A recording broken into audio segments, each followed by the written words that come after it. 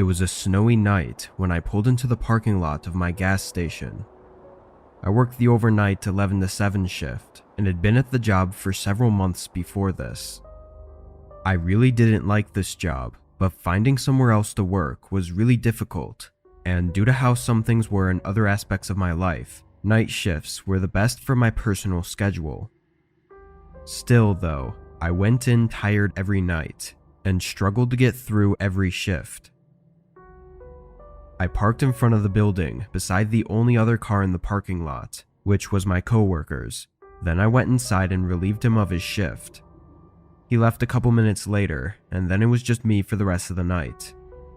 My manager had a paper on the desk with some things to get done, but from reading it over, it wasn't all that much.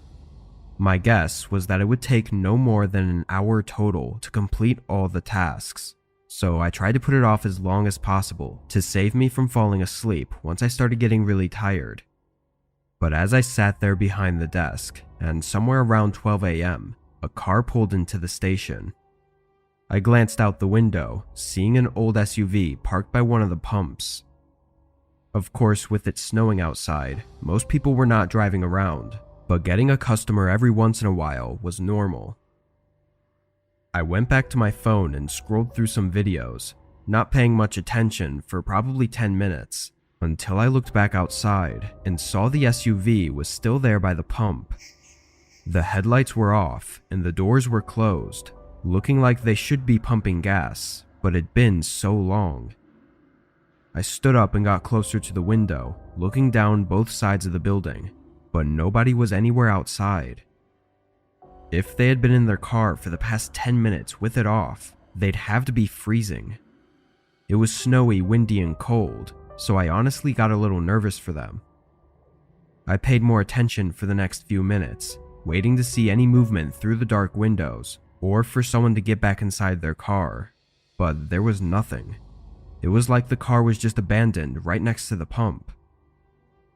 After some thought, I put on my jacket and went outside.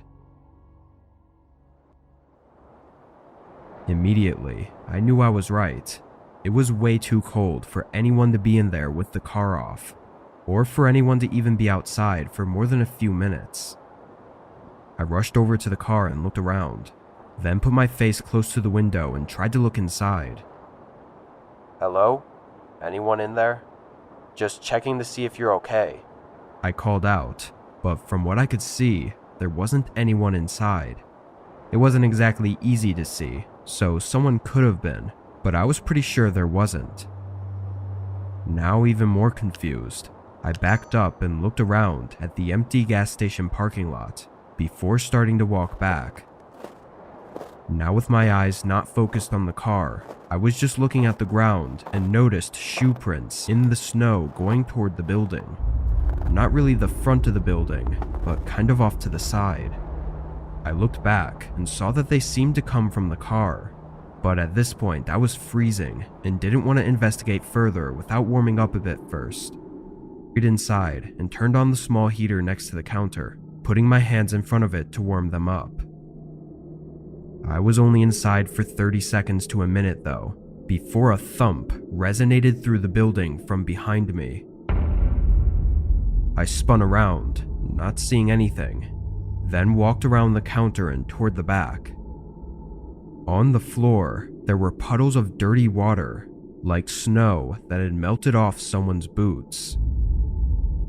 Feeling a chill run through me, I stepped closer to the back room and turned the corner toward where the supply room was. Standing in the dark behind one of the shelves, I could see the outline of a figure.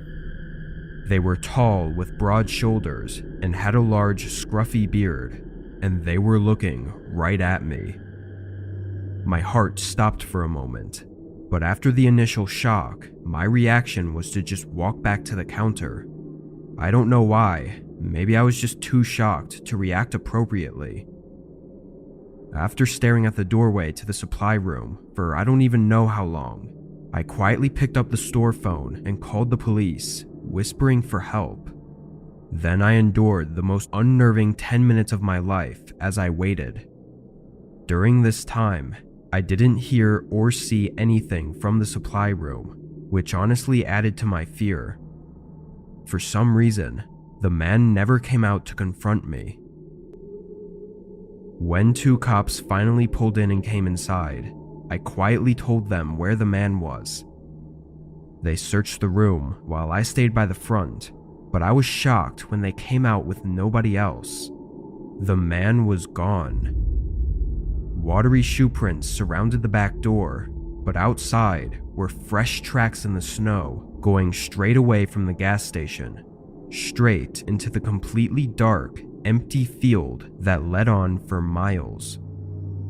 Obviously, nobody could search that at night, but even when they did in the following days, they didn't find anything.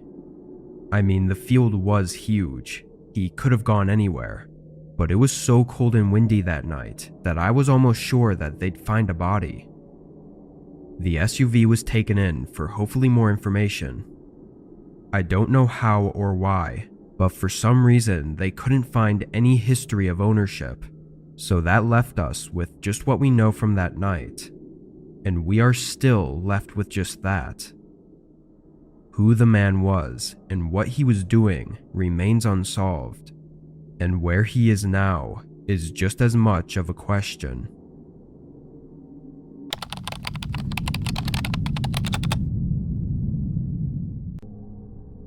We've all had traumatic things happen to us in life. Some are much more serious than others, and when I was in high school, something traumatic and horrifying happened to me when I stayed overnight at one of my buddy's houses. His parents were going out of town on Saturday night to celebrate their anniversary. He invited me over to just kind of kick it and hang out for the night so he wasn't alone. We did invite a few people over, played some games, but ultimately everyone left around 11 or so. He and I hung out for a little while longer, but then decided to lie down at around 2 in the morning. We were dozing off watching The Office when we heard a loud bang downstairs.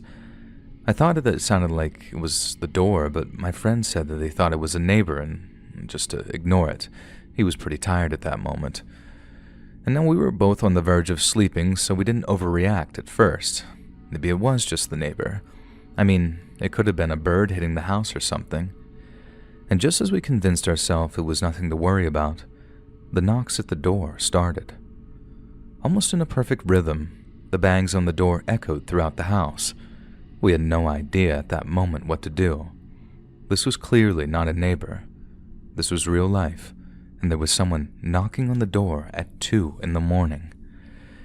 Every couple of seconds, the knocks would come again. Sometimes they were harder, and sometimes they were light knocks. It didn't matter what type of knock it was, just the thought that someone was standing out there at this hour was enough to scare us out of our wits. We both snuck over to one of the windows so we could catch a glimpse of the knocking person. It was just a normal-looking man we saw. He didn't look like some addict, a criminal, or even just really sketchy. He literally looked completely normal. He was wearing what seemed to be a nice pair of sneakers, jeans, and had a nice sort of Nike polo shirt on that you might even wear going golfing. His hair was short and parted, but neatly groomed, and he was clean-shaven. Not exactly a scary individual, but still just so weird and so unsettling given the time. We both looked at each other in confusion, trying to process what was happening and trying to think of the correct way to handle this. And then he started to bang on the door again, and we jumped down. Remember, this is 2 in the morning, so this could have been a Girl Scout selling cookies and it would have been unsettling. I was watching out the window while my friend was trying to call his parents. He was unsuccessful, but he kept trying. He wasn't smart enough to call the hotel or wherever they were staying, and the guy finally just walked away. But the relief was short-lived. Maybe 30 seconds later, he returned and taped a note on the front door. He didn't knock this time or anything, just left that note. He sat on the front steps for almost 5 minutes and then walked away. I kept looking outside, but I couldn't see him, and we both decided that whoever this character was, he had to have been gone now. My friend went to unlock the door, and I yelled at him to stop. He told me the guy was gone and that I had nothing to worry about anymore. He wanted to know what the note said, and I'm not gonna lie, I wanted to know what it said as well. My friend opened the door and grabbed the note, and as he was pulling the tape off the door, we heard a loud, bellowing voice from the distance. "Hey, you!" And we both froze and looked up. The knocking man came out of the bushes from across the street and started to charge at the door. We both screamed as we were shutting the door, and another large man came out of the bushes and followed the man from earlier. My buddy slammed the door and was fortunate enough to get it locked before they reached the door. Both men started to pound on that door. Not knocking, pounding. I looked out the window and I saw the larger man who wasn't out there originally slamming his shoulder into the door. The bangs on the door were unrelenting and we started to fear the worst.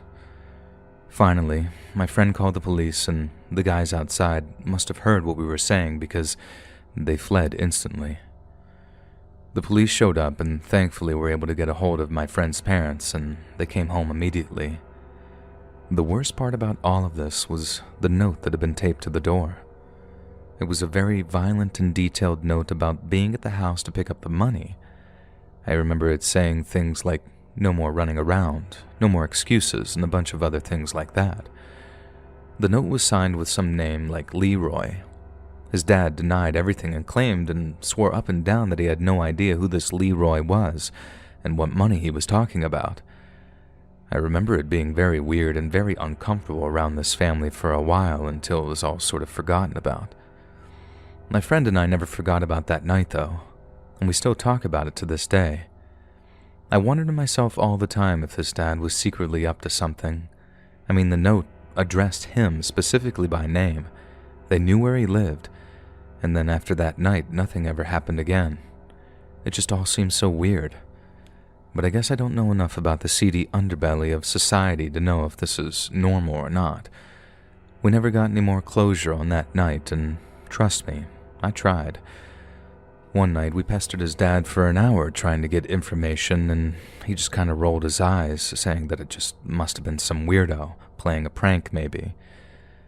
And whatever it was a horrible night and a horrible memory that I'll always remember. And to this day, I still don't like being home, alone.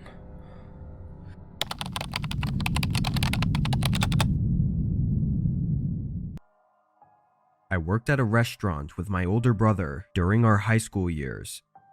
It was a really small restaurant in an outlet shopping center. We were both waiters there, but since the place was small, we often helped out all around, doing dishes, deliveries, or whatever they needed. But after just a year of working there, my brother graduated high school and chose to go to college, so he quit, but I kept working there. This happened a few months before I eventually left the job. It was Friday, so I was working a later shift than I usually did on other weekdays. The restaurant was open until 12 every night, but because of school, I usually never stayed later than 8 or 9. Anyway, I was scheduled to close this night alongside the manager. Everything was pretty normal, slowing down by 8 and getting a few people picking up orders for the rest of the evening. But at 10:30, my manager picked up a phone call for a delivery. By 11, I was driving out of the parking lot and onto the road. The address I was given on the receipt was just 8 minutes away, but as I drove a couple minutes down the road, I got a call from my manager. I answered right away, thinking they must have canceled, but apparently the guy called back saying he'd given the wrong address. I had to pull over and write down the new address. I typed in the new street and number into the GPS, but right away, I knew something was off. It wasn't close at all. It was 25 minutes away in the opposite direction of where I was going. If they had given this address to begin with, the order would have never been accepted. I thought about just going back to the restaurant and telling my manager, knowing he would understand, but I was already out and we already made the order, so I just started driving. The roads were already pretty empty around town at this time of night, but the further out I drove, the roads became even more empty. Like I didn't even see any more cars for the last 5 minutes of the drive. I was on the far edge of town, where most of the buildings and houses turned to grassy fields and trees. When I approached the road with the address, all I could see were a row of houses with all the lights off. As I drove down and past more of the houses, a few of them did have their porch lights on, but it still felt empty. It's worth mentioning that these were not the nicest houses either by any means. They were all single-story, box-style homes. I pulled up to the one I was to deliver to and parked on the side, getting out with the food. I felt the strange, eerie sense as I walked up to the door. It was quiet outside, and with no street lights and barely any house lights, it was really dark. I knocked on the door and waited. A whole minute passed with no signs of anyone being home, and I was starting to get a little bit more uneasy, so I just set the bag down and turned to walk back to my car. They hadn't paid yet, but the food was probably cold and it was no use to me anyway. When I looked over at my car though, a man was standing right behind it. He was leaned over like he was looking into the window. I stopped, and I don't know if the man heard me or what, but he immediately looked up at me. I could barely make out his face, but he was older. "Do you need something?" The man didn't move. I asked again, but nothing changed. Feeling that eerie sense getting bigger, I looked around, but didn't see anything other than trees in the dark. Then the man took a few steps back, moving away from my car and standing maybe 5 feet from the door. After a moment, I started walking over slowly, hoping to just get in and leave. As I got right up to the door, the man continued to stare at me from just a few feet away. I cautiously opened the door and rushed inside, but before I could even turn it on, the guy started yelling. I looked over at him, seeing him now facing the woods and just screaming. I turned my head slightly to look where he was looking, and in the woods, I could see 2 or maybe even 3 figures hurrying toward my car. My immediate thought was that this was a setup, and I needed to leave instantly before something happened. I quickly turned it on and reversed out, just as the man next to me tried to move behind the car in an attempt to stop me. I was able to get out, seeing and hearing the group of men yelling at me as I sped away. Cops were called, and although not much was able to be found, there were a few things. The house I was to deliver to apparently was a vacant property. It wasn't technically abandoned, but the owners didn't even live in the state anymore. It wasn't for sale either. It was just left as is, rotting away for the past decade. The caller that placed the order is unknown, but the initial address he gave seemed to have no significance. Who the group was, what they planned to do, and so many other things are left with no resolution, but I'll probably be wondering about it for the rest of my life. After all, had anything played out even a little bit differently, I may not even be here right now.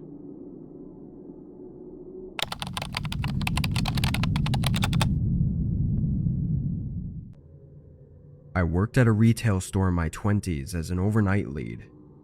It wasn't one of your regular big chain grocery stores. It was a local place with only about 8 or 9 locations. Most nights I'd have an overnight stalker to help out, but it wasn't uncommon for me to spend the whole shift alone. Again, not the biggest store, so it really wasn't a very intense working environment. A lot of the time I'd find myself working slow, just so I wouldn't run out of things to do. This was one of those nights where I was alone and working at a steady pace. At the beginning of my shift, I loaded up some boxes and moved into the aisles to start stocking. It doesn't take much mental effort, so my mind was elsewhere and just thinking about random things, not really paying any attention. I went through about 3 aisles until a knock at the front entrance made me jump. I almost didn't even realize what it was because I was so spaced out, but once I did, I got really confused. I heard them knock again, loud enough to echo through the store. I walked down to the end of the aisle and looked through the large front windows, seeing a man in a hood standing at the doors. I went up to the other side. "We're closed. Won't be open until 8 a.m., I said through the glass. The man looked at me but didn't say anything. I pointed at the sign on the door. "We're closed. Sorry," I repeated. The man continued to look at me for a few seconds, then turned and walked away. I watched him walk until I couldn't see him anymore, but it didn't look like he had parked anywhere. The whole thing was odd to say the least, but I figured he was just at the wrong place or something. I went back to what I was doing, stocking up the shelves and eventually forgetting about the man. By 2 a.m., I'd gotten through half of the aisles and was ready to take my lunch break. I left the boxes where they were and went to the break room on the other end of the building. I was in there for probably a good half hour before I tossed the rest of my lunch and went back to work. I walked through the store and to the end of the aisle I was working on, but just as I looked up, there was a man walking past the other end. He looked like he was just walking across the store, not having noticed me. I froze in place, feeling that instant rush of fear. Now listening intently, I could hear the man's footsteps move toward the side of the building I'd just come from, so I moved into the aisle and hid behind the shelves. The footsteps sounded like they went toward the break room, but just before I left the aisle to try and run and get help, I heard the man rushing out of the room. The footsteps were now sprinting through the store, getting closer and closer. I ran for the other end of the aisle, looking back and seeing the man turn in and start running at me. I ran for the front door, getting my keys out and trying to unlock it with shaky hands. The man appeared at the end of the aisle just as I got it open, and just as I stepped out of the building, I saw a bright flash in the corner of my eye and heard a pop sound that made my ears ring. A gunshot, so loud I didn't even know where it landed, but I sprinted for my life around the building. I made it to my car and hid in the back seat as I called 911. From what I know, the man didn't follow me outside. He was gone by the time police made it to the store, but they found the back door to be busted open, along with some heavy tools sitting next to it. The most terrifying of their findings was the hole created by the gunshot, sitting right to the side of the front doors. Why the man broke in and was so aggressive, targeting me like that, is unknown. From his behavior, the police seemed to think it was some kind of mental breakdown or psychotic break, not having any real reason to target me specifically other than the fact that I was alone. I no longer work there, but I can tell you that for the years following that incident, I was on edge every single night. Our official merch store is finally here. If you want to support more of our channel, check out our merch shop. The link is in the description down below. See you on the next video.